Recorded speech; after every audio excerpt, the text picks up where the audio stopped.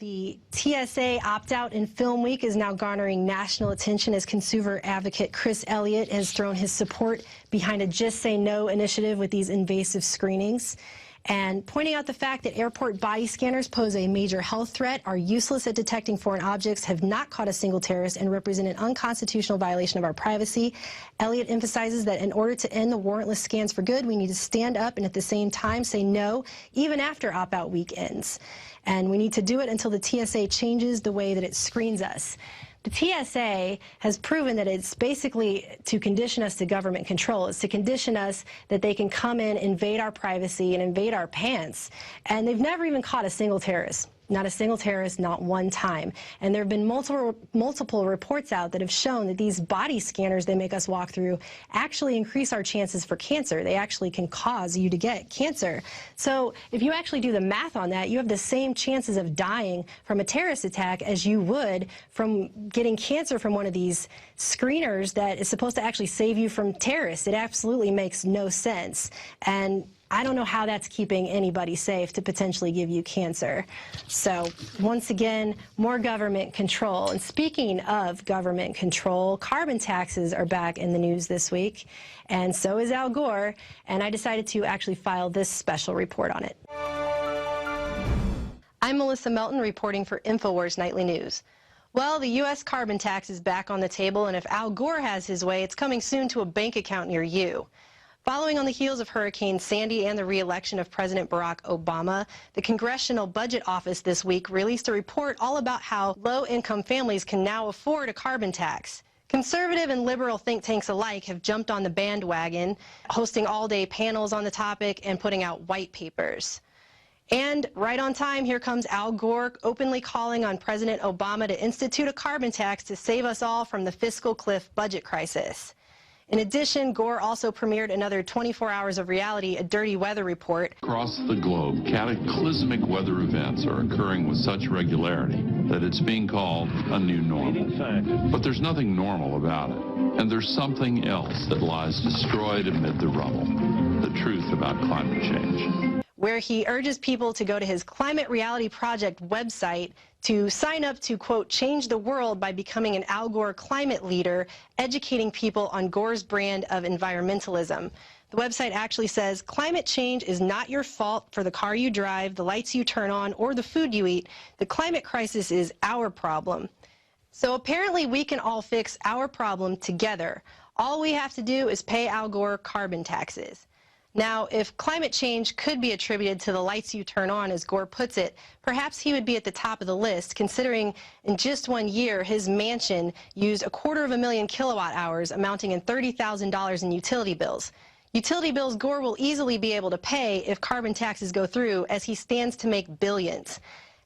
As InfoWars has extensively reported, man-made global warming is a hoax. It's based on shady science that's propagated to institute a one-world government through money-making schemes like cap and trade and carbon taxes.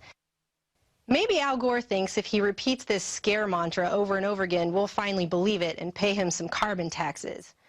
Now, on a side note, do you remember the 1990s environmental cartoon Captain Planet? In it, 5 youths from all across the globe called Planeteers would get together to fight pollution and capitalism, and when their powers combined, it would summon Earth's greatest champion, Captain Planet, a magical blue guy with a green mullet who would come in to save the day and tell kids the power is yours when it came to saving the Earth. Your powers combined, I am Captain Planet! Go Planet! You have to wonder, was Captain Planet some kind of globalist propaganda programming on a massive scale?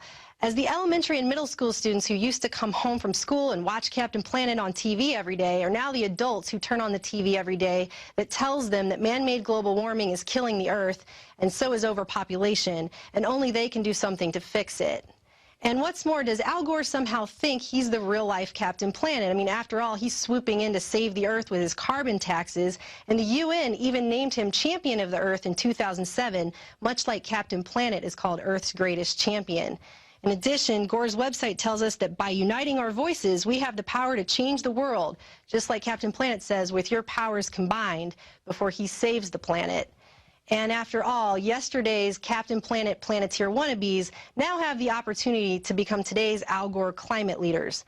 Well, ladies and gentlemen, once again, the power is yours to save the Earth. And according to Al Gore, all you have to do is pay him some carbon taxes. I'm Melissa Melton for InfoWars Nightly News. Now, I just want to point out we're constantly told all the time here at InfoWars that we're trying to argue climate change doesn't exist. And that's silly, because obviously the climate has always changed since the history of the Earth, just like the wind always blows. No one here is trying to argue the climate doesn't change. But they changed global warming to climate change on purpose to have a semantics argument, because they knew they couldn't prove the globe was actually warming, but then no one could actually argue against climate change. What we're arguing is that man-made climate change is basically a tactic to ensure a one-world government and enslave us with things like cap and trade and carbon taxes. Now, moving on, the Natural Society has posted an article about the defeat of Prop 37, as activists are actually starting to label GMOs themselves. It says if the government will not side with 90+% of consumers who are in favor of GMO labeling, they're just going to do it themselves. And we know that Proposition 37 was defeated because all of these big agri companies got together and spent $50 million to defeat it with disinfo campaigns and telling you that it's going to save your family there in California $400 a year while they're spending millions to do so, hiring firms to come up with fake reports to tell you that.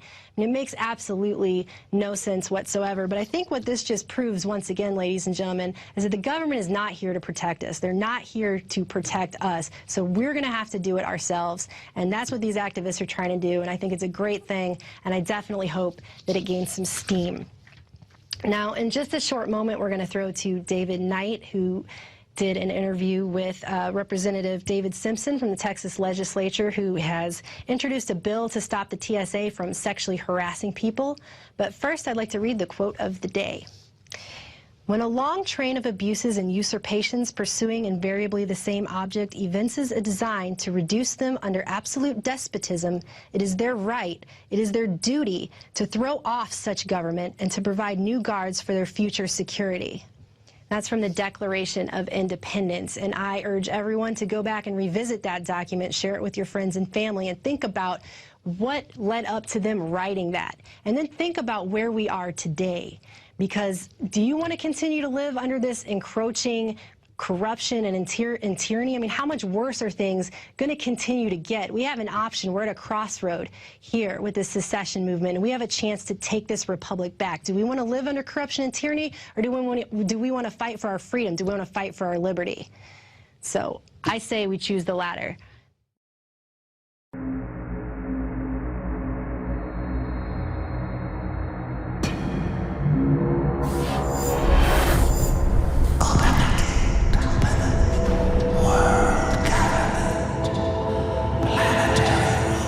Is it not, my king, time to spring the trap? No, we must desecrate the soul and the flesh of the Creator's creation.